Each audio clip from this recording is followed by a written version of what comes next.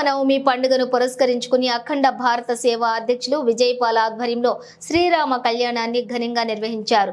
రాముల వారి కళ్యాణం అనంతరం అన్నదాన కార్యక్రమం నిర్వహించారు. ఈ కార్యక్రమంలో భాగంగా 500 మందితో కలిసి యజ్ఞ కార్యక్రమం నిర్వహించారు. అనంతరం శోభాయాత్రను భక్తుల కోలాహల మధ్య బ్యాండ్ బాజాలతోటి ప్రారంభించారు.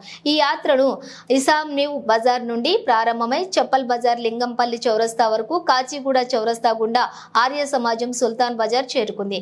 ఈ కార్యక్రమంలోని అధ్యక్షులు ధరంపాల్, సత్యపాల్, విజయపాల్, అశ్విని యాదవ్, అజయ్ పాల్, ఆయేష్ పాల్, యాష్ పాల్, అభినవ్, మిత్ర తదితరులు పాల్గొన్నారు. మహిళలు మనం ఆవు తీసుకున్నాం, సమర్పిస్తున్నాం కాబట్టి సమర్పణ భావంతో ఇలా వేయాలి. దానం ఇచ్చేటప్పుడు మనం ఇట్లా ఇస్తాం. ఇది మనం ఆయనకే సమర్పణ చేయాలా కాబట్టి అలాంటి సమర్పణ భావంతో ఒకే స్వాహ అన్నప్పుడు కలిసి అందరూ కూడా స్వాహ అనే శబ్దం అందరూ అనేటువంటి భావము దీంట్లో ఉంది. అందుకనేసి అందరూ కూడా స్వాహ శబ్దాన్ని తప్పకుండా చెప్పాలి మేము కోరుకుంటున్నాం. ఓం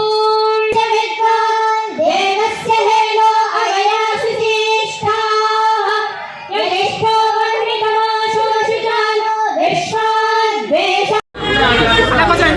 రామనవమి సందర్భంగా 12 తారీఖు నుంచి 16 తారీఖు వరకు ఉదయం సాయంత్రము 2 పూటల రామకథ జరగబడింది. ఇవాళ రామనవమి సందర్భంలో బృహత్ మహాయజ్ఞం అని 400 మందితో యజ్ఞ కార్యక్రమం నిర్వహించాము.